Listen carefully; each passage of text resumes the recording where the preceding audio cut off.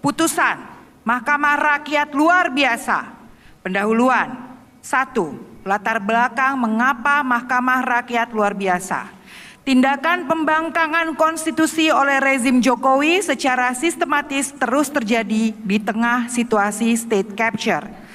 Tindakan demikian telah mengakibatkan pelanggaran hak-hak konstitusional warga.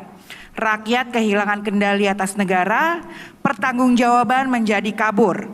Standar-standar perlindungan lingkungan, sosial, dan integritas manusia yang diturunkan telah menimbulkan ketimpangan yang melebar, memperluas dan memperdalam kerentanan. Mahkamah Rakyat luar biasa ini digelar karena secara empiris rezim Jokowi telah membiarkan dan bahkan dengan secara sengaja menyebabkan terbajaknya lembaga-lembaga negara oleh kepentingan sempit akan kekuasaan serta profit jangka pendek dan akumulasi kekayaan para oligark atau state capture.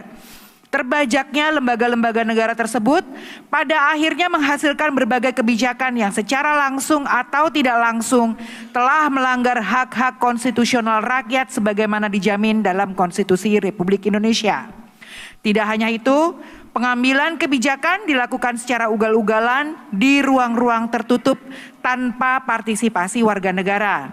Protes tidak didengar, bahkan direspon dengan represi dan kriminalisasi. Ruang bagi rakyat untuk mendapatkan keadilan juga semakin sempit. Tidak hanya lembaga eksekutif dan legislatif yang terbajak, namun juga lembaga yudikatif yang ikut terkooptasi oleh kepentingan politik rezim Jokowi. Para penegak hukum gagal menegakkan nilai keadilan yang hidup di tengah masyarakat. Bahkan di beberapa kasus justru menjadi alat gebuk bagi masyarakat. Rakyat benar-benar dibuat semakin tidak berdaulat dan rezim Jokowi telah jelas-jelas menggunakan hukum sebagai alat kekuasaan, mengorbankan prinsip-prinsip demokrasi dan konstitusi. 2. Kewenangan Mahkamah Rakyat luar biasa. Indonesia sebagai negara hukum sudah seharusnya patuh pada nilai-nilai kerakyatan, demokrasi, hak asasi manusia, dan konstitusi sebagaimana telah ditegaskan dalam pembukaan maupun batang tubuh Undang-Undang Dasar 1945. Akan tetapi selama 10 tahun pemerintahan Jokowi telah keluar dari nilai-nilai tersebut dan berupaya menjerumuskan negara hukum kepada negara otoritarianisme.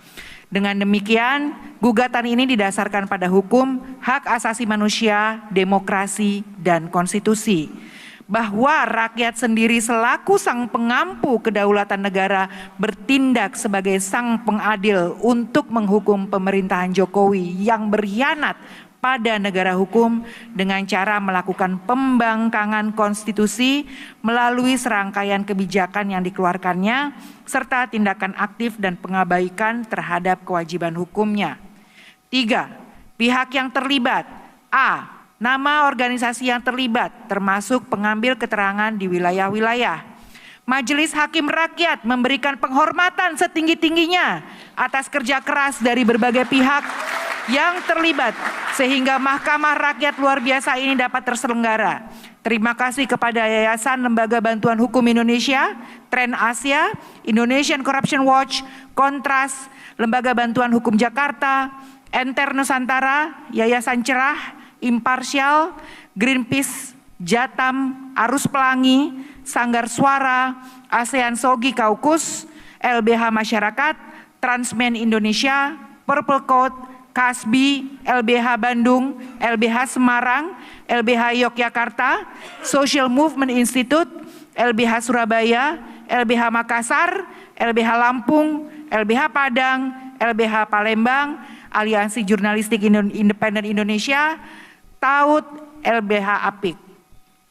Para pihak yang melaksanakan pengambilan pernyataan di daerah, warga pejuang Nagari Kapa, Sumatera Barat, jaringan masyarakat sipil di Palembang, Serikat Petani Lampung, Aliansi Mahasiswa untuk Pendidikan Gratis, Komunitas Keberagaman Gender dan Orientasi Seksual, Warga Dago Elos, Petani Punden Rejo, Rukun Petani Pakel, dan Serikat Petani lainnya di Banyuwangi, Jaringan masyarakat sipil di Sulawesi Selatan, warga Padarincang, jaringan masyarakat sipil dan komunitas terdampak proyek tambang ekstraktif, petani batur di Bali, jaringan masyarakat sipil di Yogyakarta, jaringan masyarakat sipil untuk isu-isu hak asasi manusia berbasis SOGI, dan pihak yang mengajukan amicus curiae yaitu Aliansi Masyarakat Adat Nusantara, Puanifesto, Jakarta Feminis, Kaukus, Kika, Aji Jakarta, dan Ferry Amsari. B. Nama perangkat sidang para penggugat antara lain Bambang Sutikno, Kanzafina, warga Dago Elos, Benediktus Silumlala, dan lain-lainnya. 1. Bambang Sutikno, warga negara Indonesia, pekerjaan petani. Penggugat adalah satu dari sekian banyak korban perampasan ruang hidup, kekerasan, kriminalisasi yang terjadi di Indonesia selama pemerintahan Jokowi. Penggugat juga mewakili ribuan warga yang hingga sekarang masih mengalami nasib serupa. 2. Kanzafina, warga negara Indonesia. Penggugat adalah satu dari sekian banyak korban kekerasan, persekusi, dan diskriminasi kelompok rentan dan minoritas lainnya yang selama ini masih dikerdilkan oleh pemerintahan Jokowi. Penggugat juga mewakili korban kekerasan, persekusi, dan diskriminasi yang hingga saat ini mengalami nasib yang serupa di Indonesia. 3. Warga Dago Elos, warga negara Indonesia. Penggugat adalah salah satu warga Dago Elos yang terancam penggusuran di wilayah perkotaan. Selain itu, penggugat juga mengalami kekerasan yang dilakukan oleh kepolisian dengan menyerang kampung Dago Elos pada 14 Agustus 2023. Penggugat juga mewakili seluruh warga korban penggusuran maupun rencana penggusuran di wilayah perkotaan, antara lain di Bara-Baraya Makassar, Pancoran Jakarta, dan seluruh warga korban yang tidak dapat kami sebutkan satu persatu. 4. Benediktus Silumlala, warga negara Indonesia. Penggugat adalah salah satu dari banyak pegawai Komisi Pemberantasan Korupsi yang dipecat oleh pemerintahan Jokowi melalui prosedur tes wawasan kebangsaan yang inkonstitusional dan maladministratif pada puncak gelombang pelemahan pemberantasan korupsi di tahun 2019. 5. Serikat Petani Lampung, warga negara Indonesia, mewakili serikat-serikat tani dari Lampung yang selama puluhan tahun menguasai tanah secara sah sebagai sumber penghidupan dan tempat tumbuh kembangnya keluarga, namun semuanya dirampas oleh mafia tanah.